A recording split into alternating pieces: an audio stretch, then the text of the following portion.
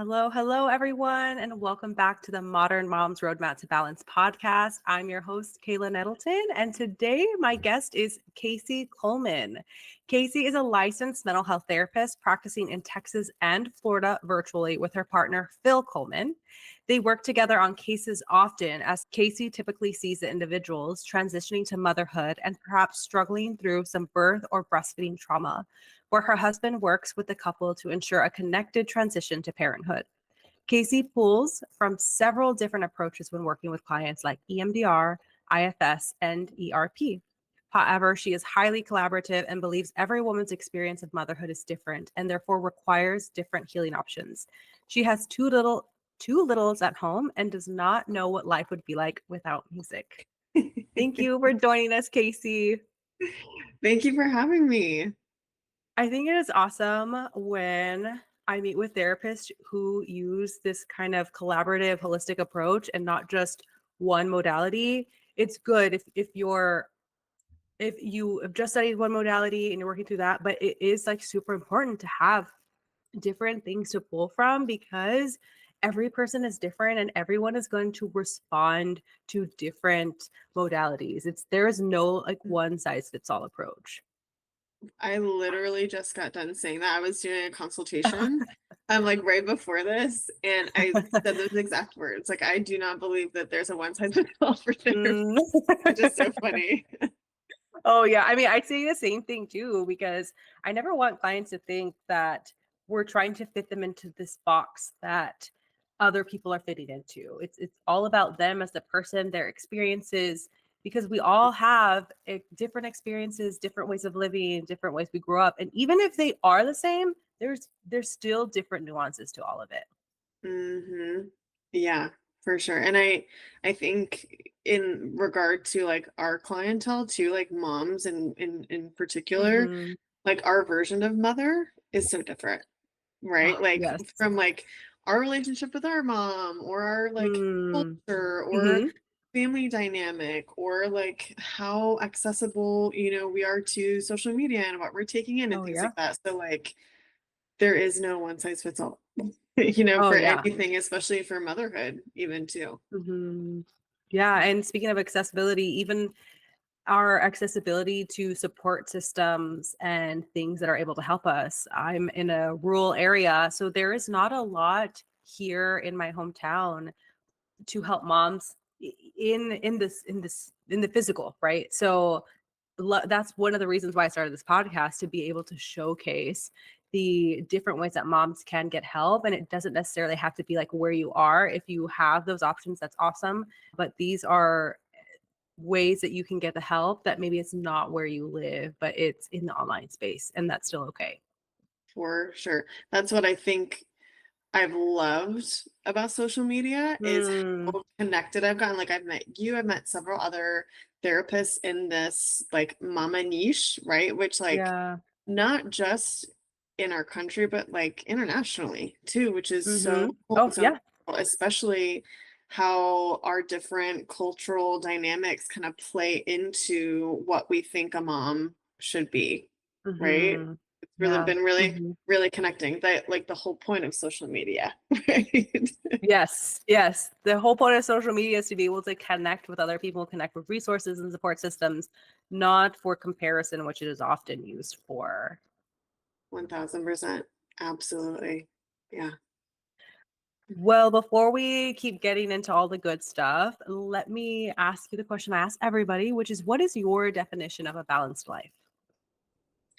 I love this question so much. I really think that it is an intuitive life because I think Mm, when we are able to be very internally aware and know what we need, know what we want, mhm. and ask for that and receive support in that, I think that we're able to feel more balanced, right? Like, and I think Mm. that this also changes depending upon what season Mm.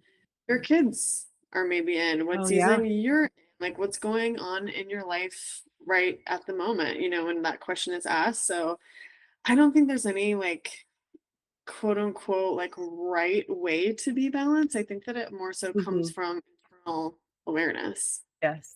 Oh, yeah. Yeah. And that is like the biggest reason why I ask everybody this question, because there is Mhm, going to be different. Some of it is going to be a little bit similar sometimes. Some people may have the same definition, but the way that they view it is going to be different. The way that they explain it is going to be different. And I want the women mhm, and moms who are listening to hear that and use what resonates for them. mhm.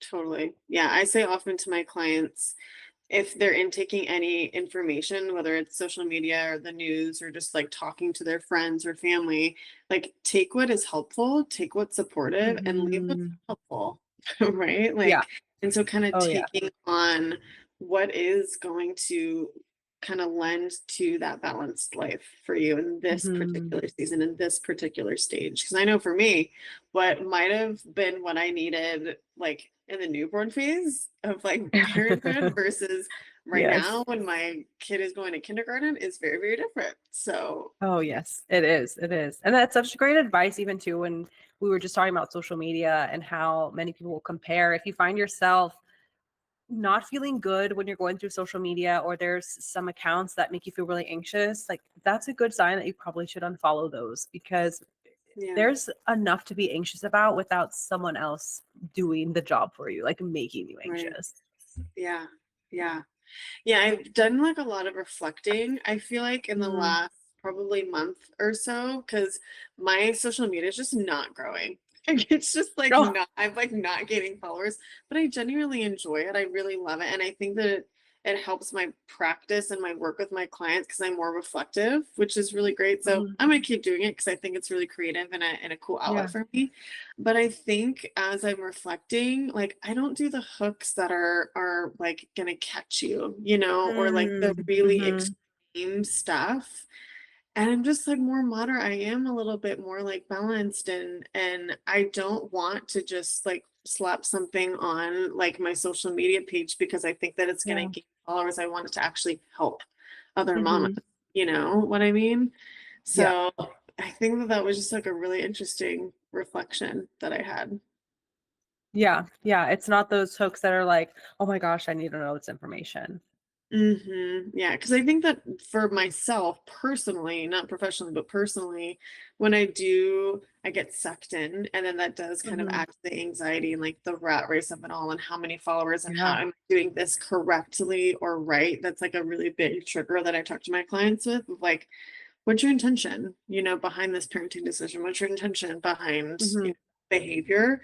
And when I get into this kind of narrative in my head of what's the right thing, what's the correct thing, that can very surely spiral for me.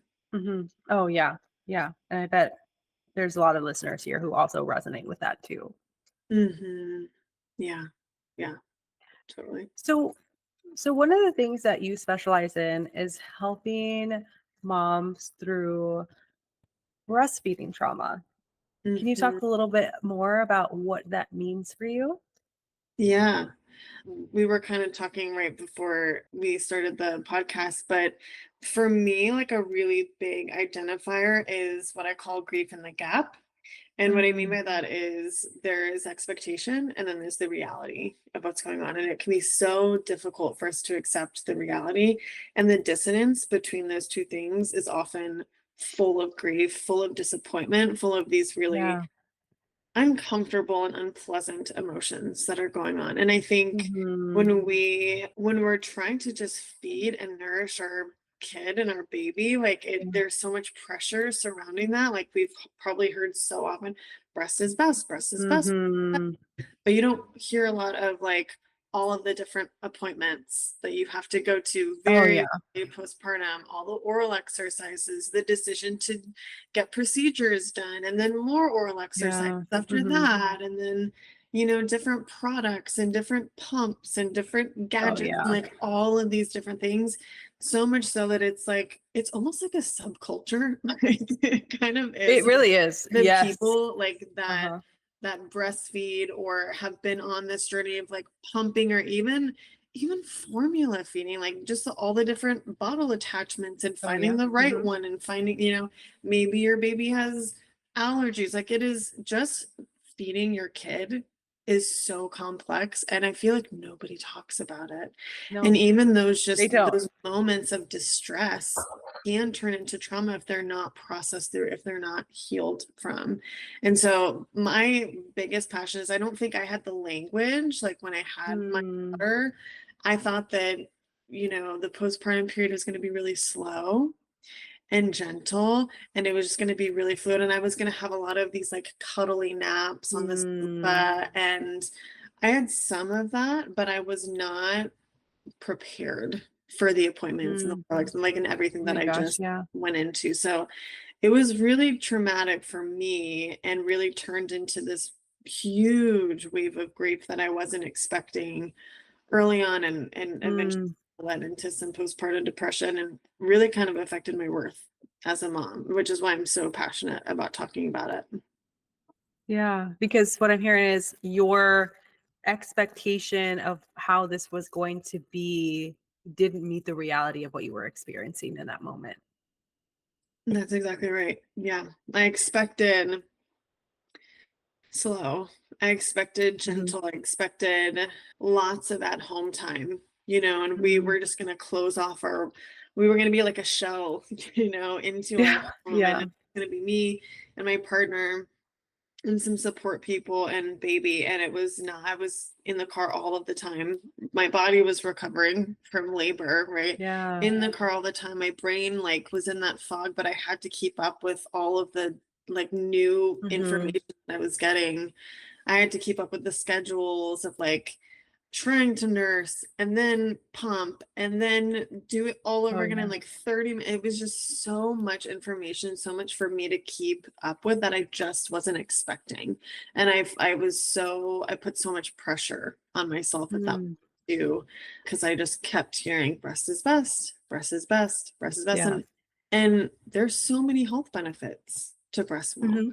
So many. And I really wanted that sweet bonding time with Yeah. my kid, and I just never got that with her breastfeeding.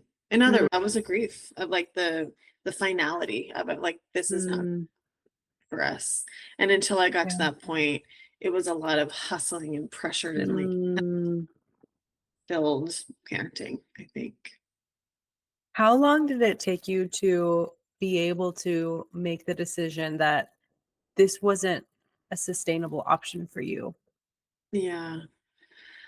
Man, I think my daughter, we were working very closely with my lactation specialist, and I remember like the distinct moment. I Mm, think that she was about, I want to say like 3.5 to 4 months old. Like it was that like whole time. okay. And Wow. I remember we went to her house to do a craniosacral therapy appointment, and she was going to do some body work with us. And I finally like kind of admitted like I just don't know if this is going to work. And she was like, I'm so glad that you're getting to this point, because she knew, but she wanted to like help me, Mm, get there. But like I can just like my body remembers like what that feeling was like, and oh, like being yeah, on her table and everything. man. And I chose my words carefully when I said that you recognize that this wasn't a sustainable option for you because you just Mm, said it took you like 3 to 4 months to be able to come up to this conclusion because I mean, technically, you could have kept going and trying all of the things and trying, with all of this mhm, stress on you for up, to the year. I feel mhm, like the 1 year mark is oftentimes that mark when people are struggling, that's when they finally feel like, okay, well, I did it for a year. Like I could mhm. just let go because I at least made it to the 1 year mark. Or even like 6 months and a year. That's still a long time to be Yeah, fighting this. Yeah. yeah, yeah. I think I knew really early on, like probably I think it was like week two. Like I was 2 weeks Mm, postpartum. I remember distinctly again this moment. We were coming back from the pediatric dentist appointment for them to do like an assessment for a lip and a tongue tie. And I thought I was going to get like all the answers, because mm. you don't know. And I Yeah. I mean, and didn't. then people often just say like, "Oh, it's a lip tie, it's a tongue tie." Like that's the answer. Like that's going to be the magic Yeah, solution. Right. And so we had, I think that day we had done the procedure. We already had the assessment the week before. We had done the procedure, and they were like, most moms are able to latch right away after the procedure. And so I did this Mm. whole thing, and we did the exercise and all this stuff. And I tried to latch in the dentist office, and it just like wasn't. And so I was like, that was it. Like that was supposed to be the Mm. fix, exactly what you're saying. And I came home and I was saving this, like, remember how like the newborn bottles are like so small? And I Oh, was yes, holding this yes. like little teeny newborn bottle of Mm. milk, and it was what I had pumped, and I was on like such a regimented schedule, and it spilled in Oh my my diaper gosh. bag. And my mom was with us, and she got out of the car, and I remember like being in the parking lot of my apartment complex at the time, and my daughter was wailing, just like screaming, but we Oh. wanted to get her home because we had to keep on the Mhm. schedule, right? And Yes. so I got home, I got out of the car, I got the baby bottle, and it had leaked everywhere. It had leaked like Mm. in an ounce, Oh my gosh. newborn. It was so Oh, much. yeah. And I didn't know what a freezer stash was. I didn't. Mm. And so I remember in the parking lot, I crumbled to my knees. Mm. I was in fetal, and I just was weeping. And my husband was like, we cannot, we're doing formula. Like I can't see. Mhm. And so it was that night that we decided we were going to supplement, because I didn't know what it was like for your milk to come in. I didn't know what the pump does. I knew nothing. And so I Same. think really early on, my supply just tanked because I didn't know Mm. Mm. stimulate your nipples at that point, and like the whole Yeah. supply. And like I didn't know what I know, Mhm. or even with my second. So I think at that point we just decided we're gonna do formula supplement. And then I pumped, man, like every 3 to 4 hours for like 7. Mm. And it was so hard. It was so, and that was before like the wearable pumps were like, you can get one at, Target, right? You had to like Yeah. order it specially and like all that stuff. So I was like plugged up to a wall for like most of that time. Mhm. And it was so hard. Mhm. Yeah, it is difficult, and I even wanna say, like, even with those wearable pumps, they don't work for everyone, and I speak from Hmm. experience. Yeah. This is definitely a TMI moment, but my nipples were too elastic to work Hmm. with the wearable pumps. Yeah. They're so what would happen is when it was pumping, my nipple would basically cover the holes that the milk was supposed to come through, so it wouldn't Hmm. work. And so Hmm. that was really frustrating because my hope for that was so that I could pump, and it's crazy even me trying to do this, right? So I could pump while I was meeting with clients. Instead of Hmm. giving myself the space to be able to pump, I was trying to do it while I was meeting with clients. And the Hmm. wearable pumps are the quietest of pumps. Right. Yeah. Yeah. I like that's so funny you say that, because even I was watching some of my daughter's old videos, but she was baby because she's going into kindergarten this year, which is wild. But I was watching, and in the background I can hear the Oh. like the pump, and like Yeah. instantly I was brought back to that time, you know. Yeah, yeah. That's so crazy. Like your body remembers that, like that feeling. I can remember all of these significant Mhm. like moments. And that's why I think I use the label of breastfeeding trauma, because Mm, it had such a hold on my nervous system, and it yeah. had such a hold on my identity of being a good provider, a good Mhm. parent, a good mom Yeah. for so long. And I don't think that people talk about it. At least in like when I was going through it, my lactation team was amazing. Like she Mm, was so helpful in so many ways. And I just don't think that the language of what you go through emotionally is mhm. talked about, right? Of like, Yeah, you're just trying to figure out the mechanics of it. And so that's why I'm so passionate about how much it affects your mental health, how much it yeah. affects like your emotive experience of, early motherhood. But yeah, it's a roller coaster. It is. It really is. And so you had talked about this kind of what is it?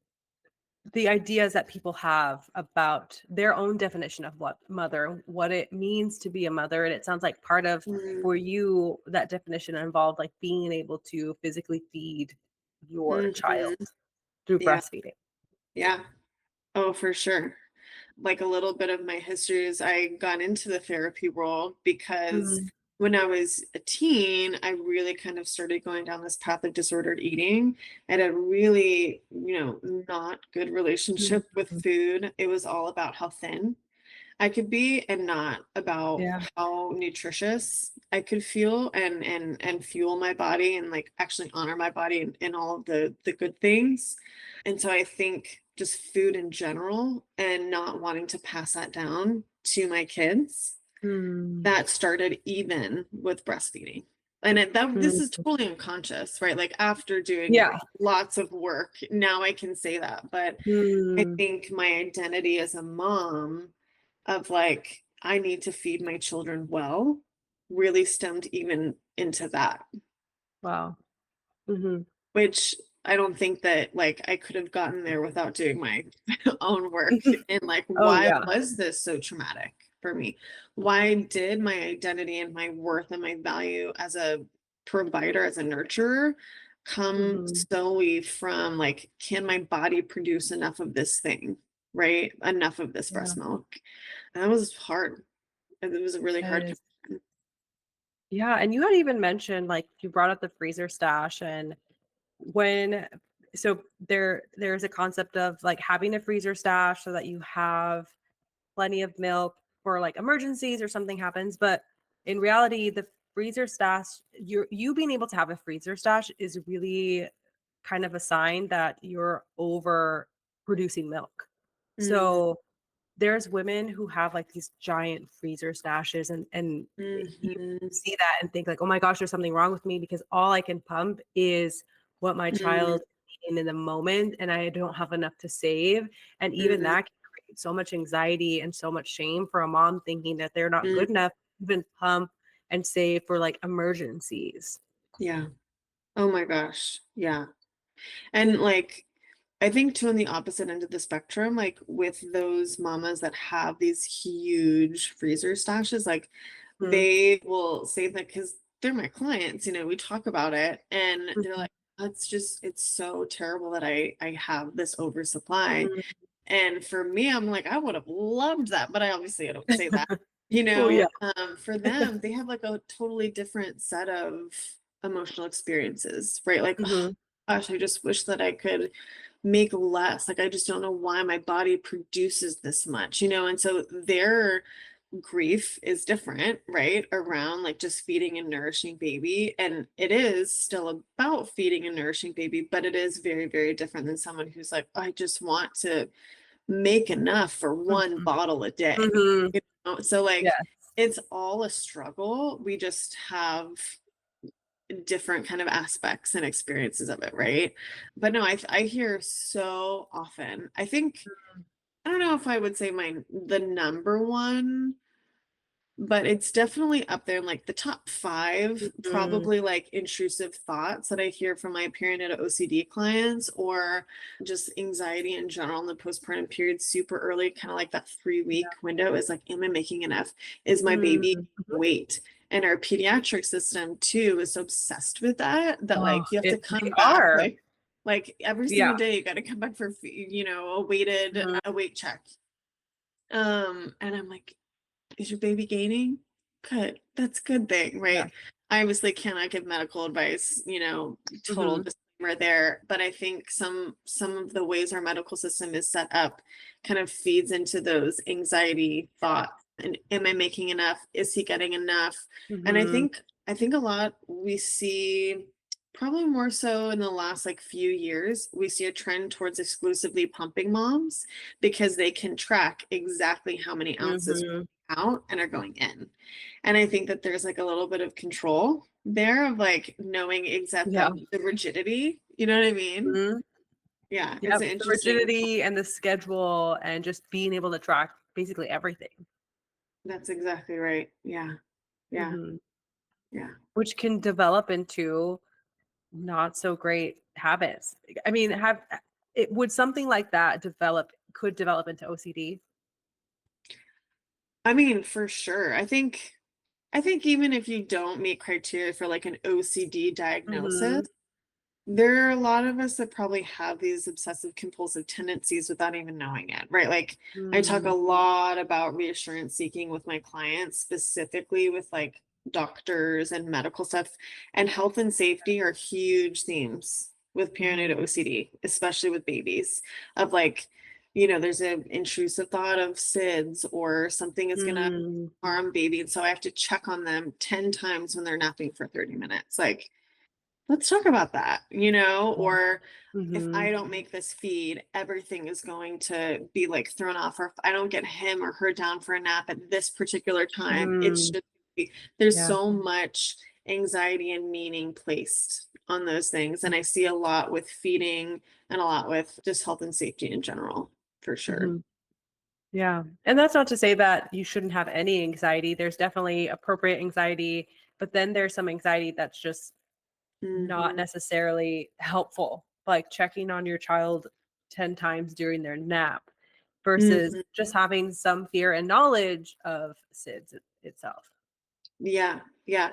And it's such a hard balance, right? Like you Mhm. talking about being a balanced mom, like it is so hard and it's dicey, especially when Yeah. our job and our role as moms is to keep them safe, keep them Mhm. healthy. Like those are good things. And I totally agree. There is a semblance of like good anxiety, right? Like anxiety is Yeah. not inherently bad. Anxiety can teach us, inform us, protect us.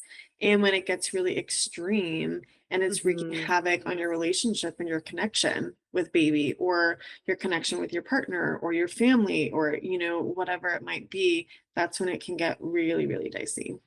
Mhm. Yeah. And I like that you brought up too that there's not only one type of breastfeeding trauma. It depends on what your experience was. There could also be, I know we talked about this before we even recorded when we last met, was this this experience, this grief. There we go, grief, in terms of you having an idea of what you thought your experience was going to be with breastfeeding and Hmm. maybe not meeting the expectation in terms of maybe you don't like it at all. Maybe it makes your skin Hmm. crawl and you don't actually want to breastfeed anymore, but you feel Hmm. like you've committed and you can't change your mind. Hmm. Or the grief comes when you're trying to wean, or that it's not just about not being able to breastfeed. Yeah, absolutely.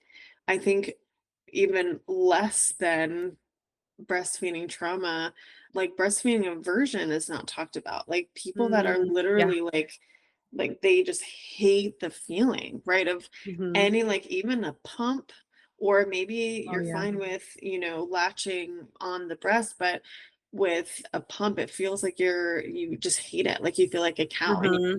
like Yes. you can't get away from the mechanics of it, Hmm. right? Like there's so many different layers to it that I want to create more of a space to be Hmm. able to process and be okay with processing it. And it doesn't have to just be like, oh, my breastfeeding journey is going completely wonderful, or it was the worst thing that's ever happened to me. Yeah. There's a whole Yeah. spectrum of this, Mhm. right? And then that's why Yeah. going back to your original point, like there's not one size fits all. Like every Mhm. single mama's journey with this is totally different.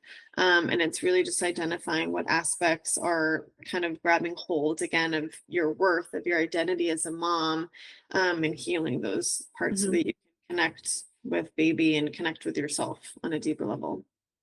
Yeah, and being able to have a space to talk about some of those things that you feel like you can't share with other people. I mean, even for moms who've been breastfeeding and then people will be like, "Oh my gosh, you're so lucky to have breastfed." But then you could I'm thinking from my own experience, like sometimes I'm like, "Oh Hmm. yeah, but it's so hard." It's I'm glad that I'm able to do it, but I mean, my daughter's 4, I have a 2-year-old. I've been breastfeeding for 5 years nonstop with my 4-year-old and then like having the 2-year-old Amazing. that just went in. And yeah, I appreciate that it's amazing, and I am so grateful for it because it has helped. It's helped when they're sick, and it's such easy things to like just latch them on, but it's exhausting, Mhm. and that piece isn't always talked about either in terms of it's the breast is best, but you're not giving the education on what that means when you're making this commitment Mm, to breastfeed your child. Like mm, you're not told like all of the, the touching that's going to happen, all of the times that you're going to have to be the one to get up in the middle of the night because mm, you're the mom who's or you're the person who's feeding your child. And mm. I'm not trying to uh, negate other people's experiences, but even to be able to talk about that experience, being someone who was able to Mhm. breastfeed, but also knowing that there's women who couldn't, and being able to hold space for both experiences. Totally. Yeah. Yeah. We're all on the spectrum, right? Hmm. Like we're all trying to just feed our kid from day one, right? And so like every single Hmm. experience is just different and that and all of the emotions that come out of that is valid, whether it's confusion or annoyance or irritability or exhaustion or Yeah. pride or confidence or empowerment, like all of those things are valid. And I think that it's harder to do, but I think it's more mentally healthy to hold both of those things at the same time, right? Of like, oh, I'm so grateful that I've been able, Mhm. that my body is able to breastfeed for 5 years. And I am so exhausted, right? Yeah. Like, I'm Yes. so grateful that I get to have this really special bond with baby. Hmm. And I'm really sick of being the default parent, the one Hmm. that they go to. You know what I mean? Like, Yeah. both of Oh, those yeah. things are true. And Mhm. just expanding it and recognizing we don't have to choose like that this has to be a trauma or that this has to be this prideful thing. Like, Mhm. let's nuance it, right? And let's Mhm. take these aspects of that are gratitude and thankfulness and wonderful. And I'm also struggling in this area too, right? Like, we don't have Yeah. to choose. Mhm. Yeah. Absolutely. And you have in for our listeners here today, you have a free breastfeeding trauma ebook, Hmm. correct? Can you Yeah. talk a Yeah. little bit more about that? And I know you also have a Yeah. course. I So can do. you please talk Yeah. about both of those things? Sure, yeah. So the ebook is, oh geez, I don't even know how many pages it is, but it kind of gives you like a little Mm, definition on like what breastfeeding grief is.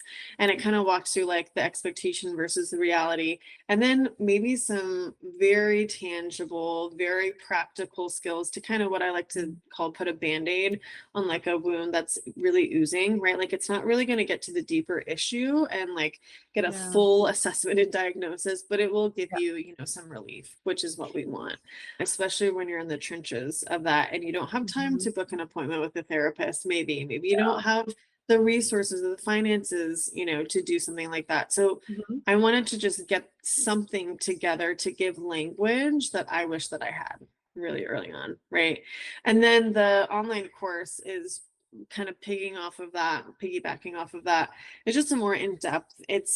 I think it's 5 different modules. It kind of walks you through identifying kind of where Mhm. your myths about breastfeeding, where those pressures are coming from, identifying maybe where some resentment is being held, like either between yourself, your body, other relationships, things like that. And then again, some practical steps and ways to deal with that. And I kind of set that up a little bit to where you can move through the healing process on your own.